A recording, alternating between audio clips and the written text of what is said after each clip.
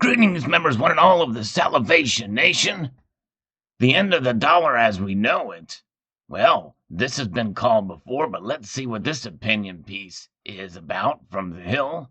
Very interesting indeed.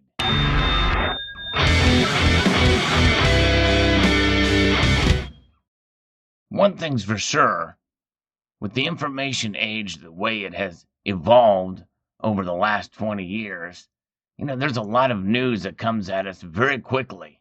A lot of opinions, a lot of different factors and indicators, especially with regards to the economy. There's no question that, aside from all that, we are living in volatile times for sure. A lot of us been upset in the apple cart in more ways than one. But how are we able to predict the death of the dollar or the transformation of the dollar? You've heard me talk about this in the past. You've heard others as well.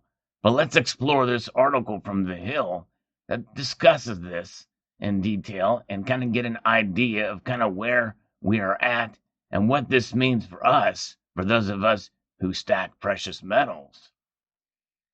The article goes on to say the current uncertainty and worries are clearly reflected in the financial markets. Investors are fleeing into assets that are deemed safe, such as gold, U.S. treasuries, and the dollar. That's right, the dollar is strong right now, and gold is up too. They still flock to the U.S. on a massive scale, whereas a lot of the current insecurity derives directly from the White House. At the same time, we are seeing more and more commentaries around the question of whether a shift is taking place, slowly but surely, from the dollar towards other currencies. J.P. Morgan recently wrote, "We believe the dollar could lose its status as the world's dominant currency, which could see it depreciate over the medium term due to structural reasons as well as cyclical impediments." And this month, the Bank of England Governor Mark Carney claimed that the dollar's status as the hegemon is putting the global economy under increasing strain and needs to end. I'll stop right there because you've also heard discussions about the BRICS nations and those who are not really considered very friendly or could be considered threatened by the United States of wanting to kind of, compete with the dollar. In the IMF is talking about the renminbi now becoming part of that breadbasket of world currencies. Could that be a threat to the dollar? Many feel that it's possible, but I don't really think that's the case. But maybe a teaming up, or maybe even some sort of something like the euro created for those nations, a currency that they could use to compete with the dollar. That the dominance of the dollar is being questioned is not surprising at this present juncture, the article goes on. Current and future U.S. policies look vague or non-existent. Allies as well as enemies feel out of control as they have to wait and see what storms are brewing in the U.S. president's Twitter feed about to be unleashed. And, yes, there is some volatility upon the current administration, but by and large, economically, we're doing very well by many measures. And I believe that's due to some of President Trump's policies. But notwithstanding, obviously in this age of information, this is perception, and certainly the president certainly feeds that. And I think to some extent, he probably does thrive on some of that volatility and opposition. But nonetheless, we'll see how that plays out. Certainly it is taking front and center by some analysts' point of view, but overall the economy is doing well in the United States compared to other places around the world. Countries such as China and Russia are taking an increasingly assertive stance. The relative supremacy of the U.S. has been waning, and there are mounting doubts about whether the country will continue to support and shore up the international system that has largely built up and shaped itself. Now, that is a pretty strong statement to make. The relative supremacy of the U.S. has been waning. Relative compared to what? That is one thing to be sure is, there's no question about the dominance of the U.S. and world stage in terms of military, economically, and the like. And my feeling is that everybody else, all the other nations around the world, are having some issues and troubles. But nonetheless, there are real problems here at home too in terms of our debt and increasing spending on things we really can't afford. Not only in terms of the private sector, and many of us were a debt nation, aside from what the government does. But the government does with its quantitative easing measures and the like, I think is something that sooner or later could come to bite us. And I think that is the overall lesson we can take away here, because even though we are dominating, the fact that we're able to do this is only because the other currencies are weaker than the United States dollar. The power of the United States may be lessening on a relative sense, but the country has its tentacles and projects in countries virtually all over the world. Owing the role of U.S. financial institutions, authorities, and the dollar in the international payment system known as SWIFT, non-U.S. businesses are terrified that they will incur billions of dollars in fines. They're worried that this will happen as soon as there is even a tiny shred of evidence that can connect them to a country or corporation hit by sanctions from Washington. Therefore, many states are looking for ways to become less reliant on the dollar and the U.S. in general. So, yeah, and it is interesting. There's a lot of activity, and there's a lot of things that do put the dollar at threat. I think it's something that certainly has got to be. We've got to have a measured approach, and I believe there's ways that we can shore up the stability of the dollar, not necessarily the strength of it, but the stability, to bear it's something that not only Americans can rely on, but other nations as well. It goes on to say that America really started to move towards hegemony just towards the end of and after World War II, when the Allied nations set up the Bretton Woods system. Subsequently, the U.S. managed to further amass the financial, economic, and political military power that allows it to leave a structural and sweeping mark on the world. That is pretty much kind of what saved us. That and what Henry Kissinger was able to negotiate with Saudi Arabia, the petrodollar. However, that system is becoming kind of antiquated at this point in juncture. But I do think that Bretton Woods essentially is kind of what set it up in the tentacles of the importance of the dollar around the world. We're still seeing the effects of that today. At the same time, Americans have been criticized for being overbearing. As early as the 1960s, then President Charles de Gaulle irritably said it was an exorbitant privilege for the Americans that the dollar was the global reserve currency. Attempts have been made from time to time to weaken the dominance of the dollar, mostly without much success.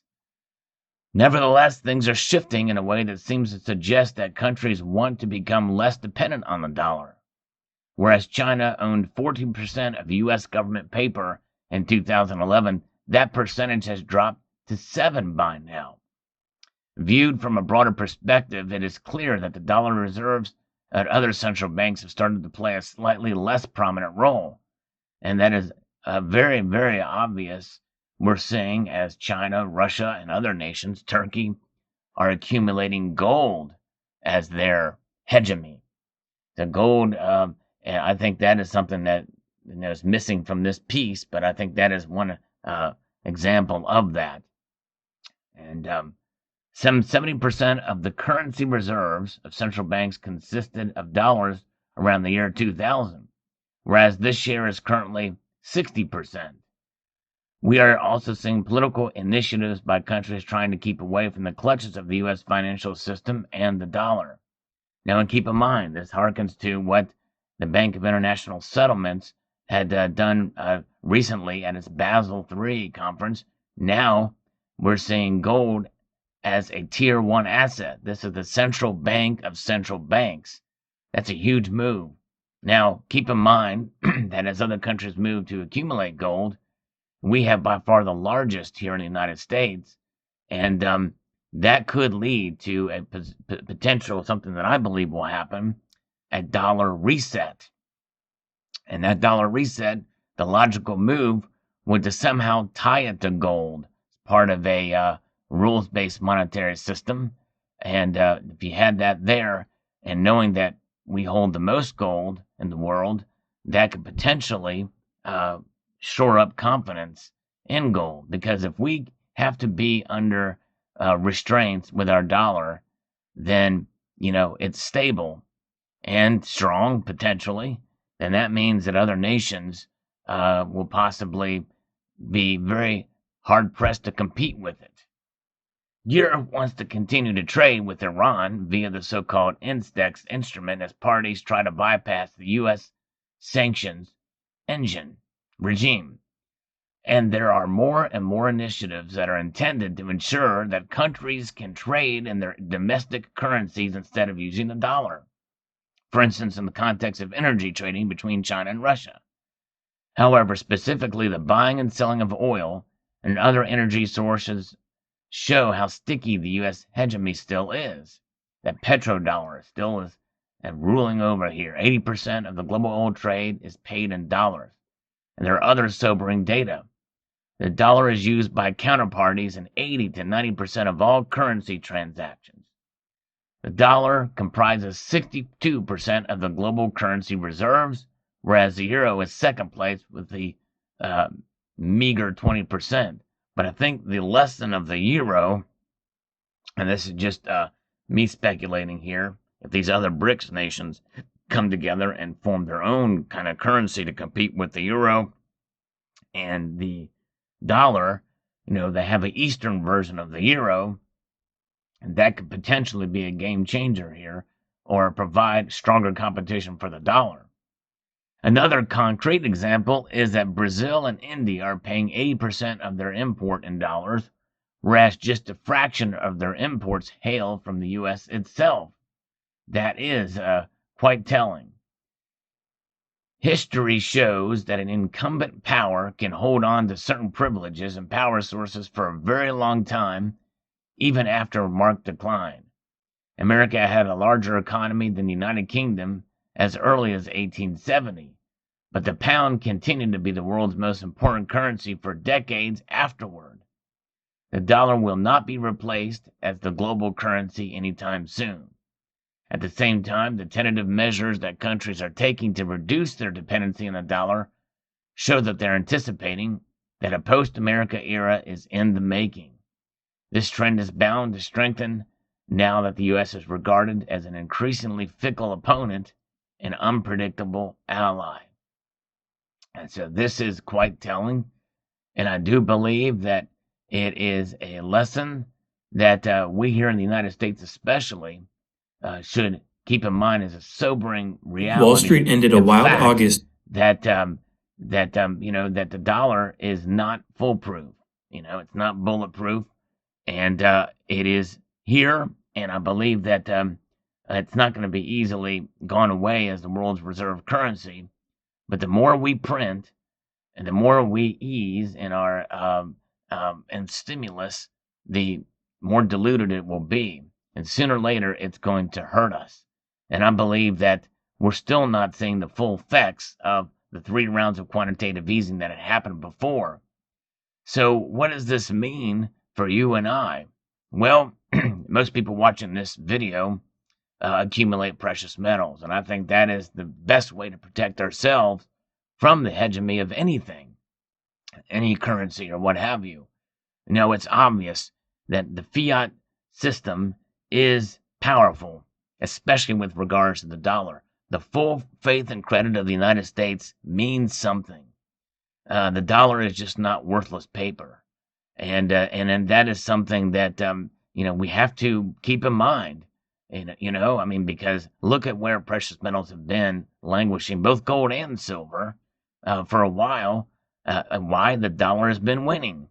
The dollar has been winning, and the dollar is obviously, by other measures, it's continuing to weaken in terms of its purchasing power.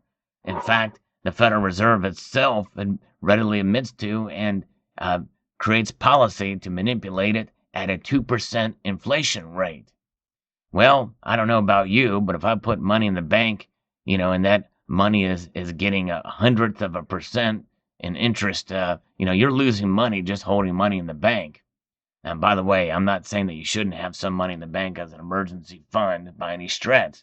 However, having gold and silver and understanding that there's only so much they can do and so much time before gold and silver will begin to maintain their value as opposed to losing value with the fiat system.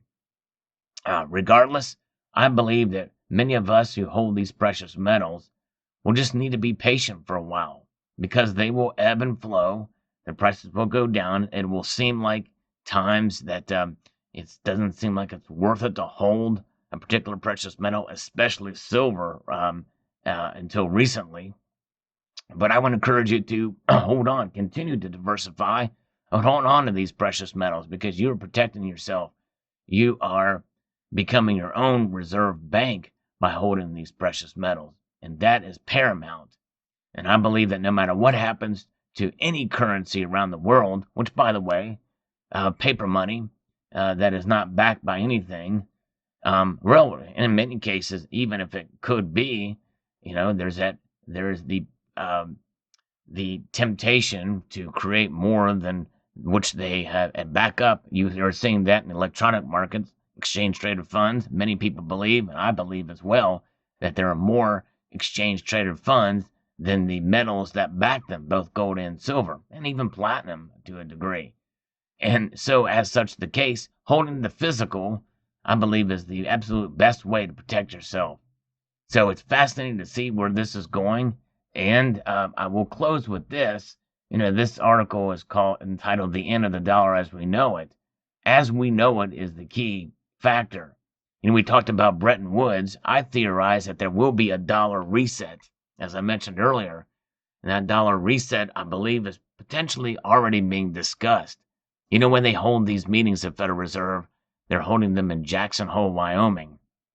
Well, I think Jackson Hole, Wyoming is the place where discussions are taking place on what the new dollar will be, the reset of the dollar, and how that will play out. I believe that whatever comes out, whatever the new role of the dollar will be when the time comes, they're already orchestrating it, I believe, considering the markets and the competition from other nations and currencies out there. They want to continue that hegemony, I believe, and they'll do anything possible, even if it means a play for gold, whether it be realized or not. Just the mere mention of it and giving gold credence, I think, will gold and silver. I believe that will cause the prices to, I believe, will reflect themselves accordingly and appropriately in many cases, and its value will be truly realized to a point. Now, do I believe that gold and silver are undervalued or overvalued at this particular point? It's really hard to say. I believe that considering the current circumstances that we live in, I believe that for the most part, the metals are reflective of their value for the most part overall. But obviously, there's times where they're undervalued and there's times where they're overvalued, especially we saw in 2011 as the cases where they were overvalued. But in the end, and in a certain time of a currency reset of some sort, we may see a dramatic shift at one point or another, and a new reality of value will take place. But very interesting indeed. I just came across this article, thought it was quite interesting. It's something to kind of consider and to kind of encourage you, the viewers out there, that you're doing the right thing. There's no question. Holding the physical, I believe, is the best way.